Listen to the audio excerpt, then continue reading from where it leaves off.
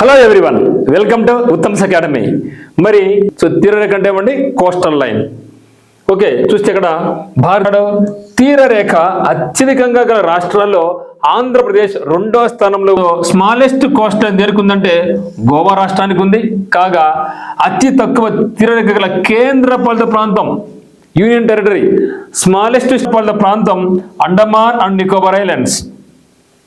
Longest Coast and ఇటువంటి questions మనకు అడుగుతున్నారు ఫ్యూచర్లో, ఇప్పుడు అడుగుతున్నారు. అన్ని కూడా 9 రాష్ట్రాలకు మరియు 4 కేంద్రపాలిత ప్రాంతాలకు మొత్తంగా తీసుకుంటే 13 రాష్ట్రాలు మరియు కేంద్రపాలిత ప్రాంతాలకు ఈ యొక్క కోస్ట్ అనేది ఉంది. మర్చిపోకండి. ఇప్పుడు కూడా పుదుచ్చేరి, ఇది కూడా చిన్నదే కదా. పుదుచ్చేరి, యానం కొంత ఉంది ఆంధ్రప్రదేశ్లో, పుదుచ్చేరి కొంత ఉంది Nicobar islands. So Andaman Nicobar islands అన్ని కూడా మొత్తం సముద్రంలో ఉన్నాయి. ఏ దీవికి ఆ దీవి మొత్తం చుట్టూ సముద్రం ఉంది కదా, అందువల్ల దానికి ఎక్కువ ఉంది. ఇది కూడా కరెక్టే.